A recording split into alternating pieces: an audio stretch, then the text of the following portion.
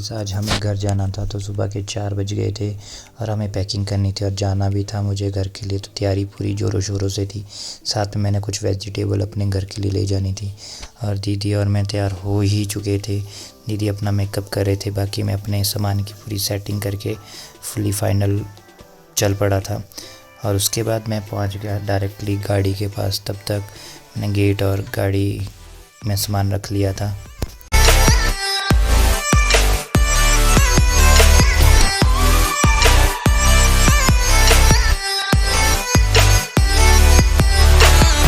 जब भी मैं सोलन आता हूँ तो सोलन बाईपास के पास ही अल्टीमेट नज़ारा मुझे हमेशा मिलता था। मुझे तो समझ नहीं आ रहा था ये जो फॉग था, ये जो कोहरा था, ये किस बात का हो रहा था।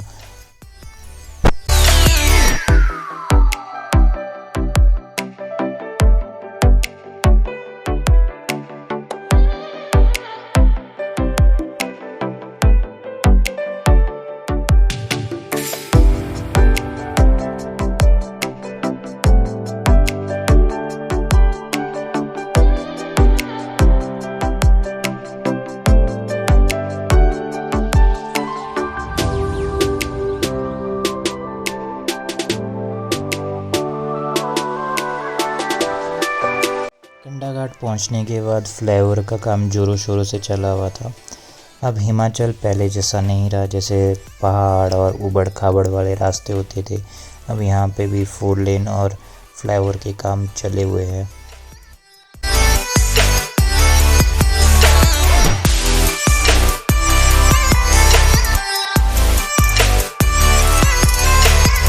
दोस्तों, आप लोग बताओ आपको शिमला में आकर कैसे लगता है? ऐसे पहाड़ देख के, यहाँ का व्यूज़ देख के आप लोग मुझे ज़रूर बताइए कमेंट में कि आपको शिमला आकर कैसा फ़ील होता है।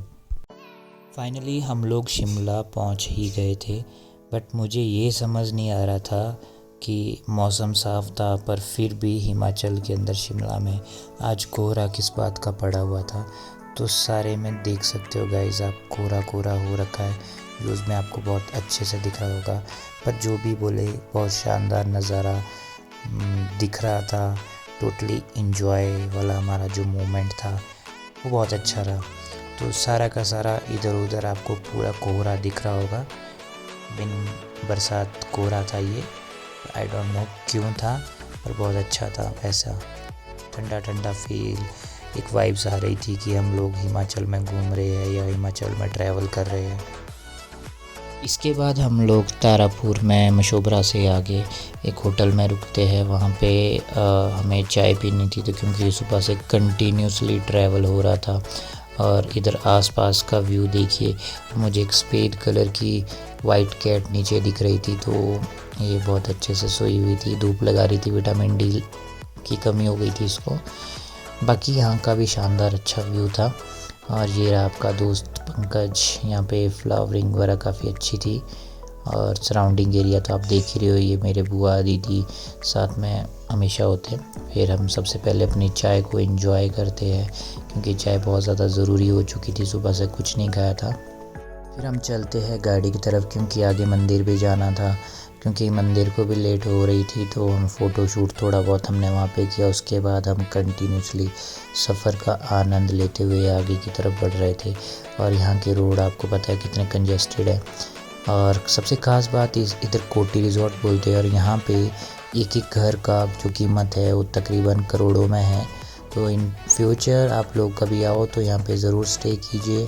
आपको होम स्टे भी मिल जाएंगे इधर। एंड यहाँ का जो घर बनाने का जो कलाकृति है काफ़ी डिफरेंट है और बहुत अच्छा लुक मिलता है घर के लिए। तो इस लोकेशन का नाम है कोटी रिज़ॉर्ट।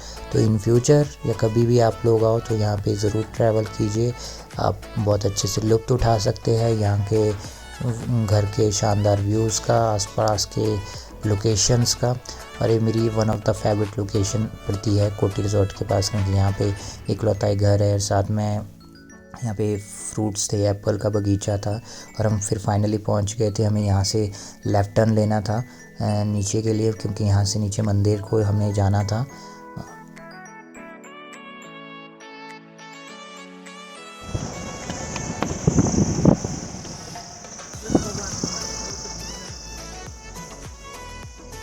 अच्छी अच्छी जगह नहीं है क्या ऐसी कोई लोग घूमने को आते, हम हमारे जैसे भी जाएगा तो पैसे खर्च करके आते हैं। मेरा मुन्ना का ये देखिए फिर से एक और आपको एक न्यू कंस्ट्रक्शंस का काम दिख रहा है, बहुत ही शानदार है। और ये एक्चुअली हर्ट्स होम स्टे बन रहे हैं यहाँ पे, और अभी जस्ट कंस्ट्रक्शन में काम चला हुआ है, तो आप लोग इधर भी स्टे कर सकते हैं। ये पहाड़ों में ही चलते हैं ये जो है ना दीदी और ये चेतक ये इन्होंने अभी बनाए ये चेतक लो हुआ चेतक आजकल वो आ रही है बैटरी वाली बिना आवाज की भाई हाँ। कान के पास ही लगता पता कि क्या कुछ परे को। सही बात है, कान के पास वो जो मेरे जैसा टोना हो कोई तो हम लोग पहुंच गए थे, एक गाड़ी भी हमने पार्क कर ली थी। यहाँ मेरी इष्ट माता का मंदिर है। हम जाते हैं घर के लिए जहाँ हम प्रसाद बनाते हैं। वहाँ पे ये छोटा सा गाय का बछड़ा था जो बहुत ज़्यादा प्यारा था, ये अपनी धुन में मस्त मगन था। तो आपको पता है जैसे कि मैं एक एनिमल लवर भी हूँ। ये इधर पेट डॉग भी आ जाता है, इनका अपना खुद का पेट डॉग था। लास्ट टाइम जब आए थे तो ये इतना बड़ा नहीं था, थोड़ा छोटा था, और तो काफ़ी बड़ा हो चुका है। तो ये फिर मेरे पास आ गया था, और उसके बाद ये मेरी गोदी में बैठ गया था। इसको भी थोड़ा सा लाड प्यार चाहिए था, और मुझे अच्छा लगता है जब डॉग वगैरह ये कैट्स मेरे पास होती है, तो मैं भी इसको थोड़ा सा सहलाने लग गया था, इसको भी अच्छा लग रहा था। उसके बाद हमारी पूजा कंटिन्यूसली चली हुई थी। वैसे तो ऑलमोस्ट अब पूजा कंप्लीट हो गई थी। उसके बाद हमने जाना भी था, तो सबसे पहले मैंने थोड़ा सा यहाँ मंदिर के आसपास का व्यू लेने के बाद प्रसाद लेने चला गया।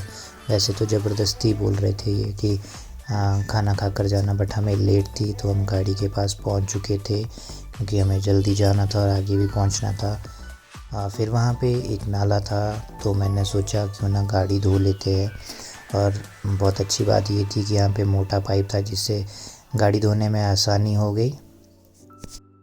फिर हमें दादाजी मिले, हमने इनको लिफ्ट दी गाड़ी में। उसके बाद हम बल्दियाँ पहुँचने के बाद एक ज्वेलरी शॉप में गए कुछ रेट पता करने और कुछ चीज़ें खरीदने।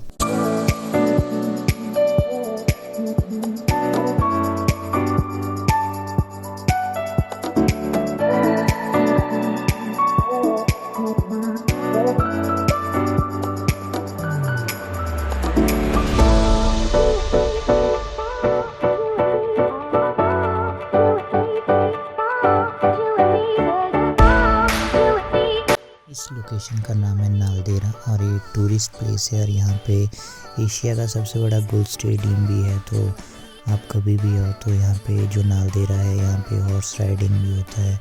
यहाँ पे और भी लोकेशंस है जहाँ पे आप अच्छा घूम सकते हैं, टाइम स्पेंड कर सकते हैं फैमिली के साथ, फ्रेंड्स के साथ।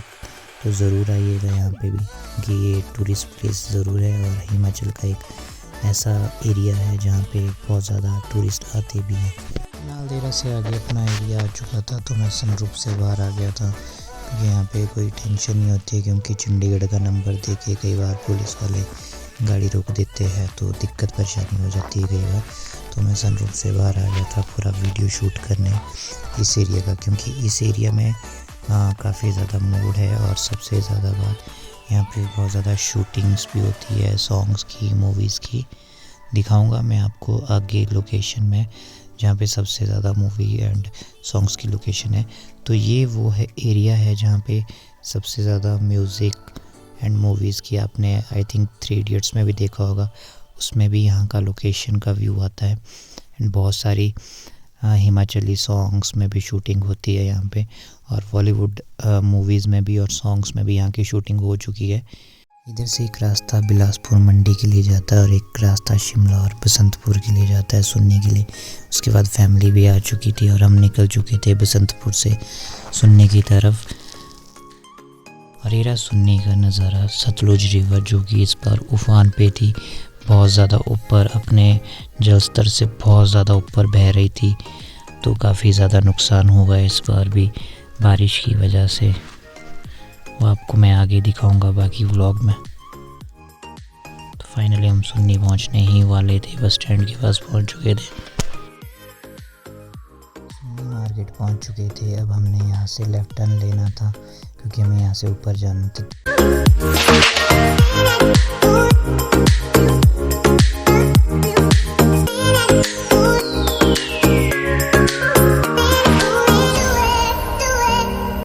हैप्पी फैमिली टाइम के बाद दीदी गए गाड़ी लेने के लिए, तब तक हम वेट कर रहे थे सभी लोग यहाँ पे। उसके बाद हम चलते हैं घर की तरफ।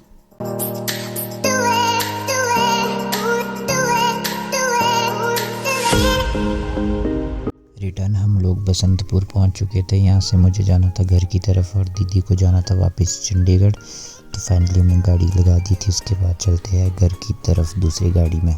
नौटीघाट से ऊपर को रोड पूरा ब्रेक हो चुका था। जैसे मैंने लास्ट में बताया था कि मैं आपको अपने साइड का रोड दिखाऊंगा जहाँ पे पूरा टोटल लॉस हुआ है।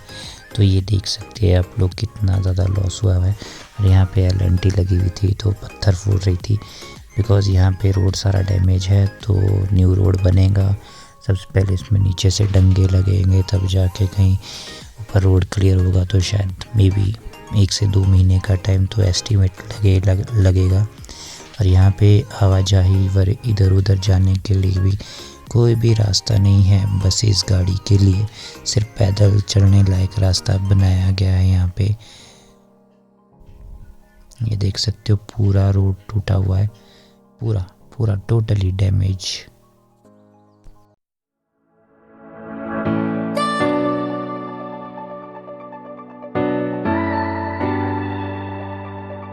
घर जाने के लिए हमने टैक्सी मंगाई हुई थी, तो टैक्सी तो अभी तक नहीं पहुंची थी, तो हम पैदल ही चले हुए थे। आगे को तो देख सकते हैं यहाँ पे भी कितने बड़े बड़े पत्थर आए हुए हैं। और फिर मैं घर पहुंच गया था। सबसे पहले मैंने अपना सामान रख लिया, उसके बाद मुझे मिलती अपनी घर की पेट कैट।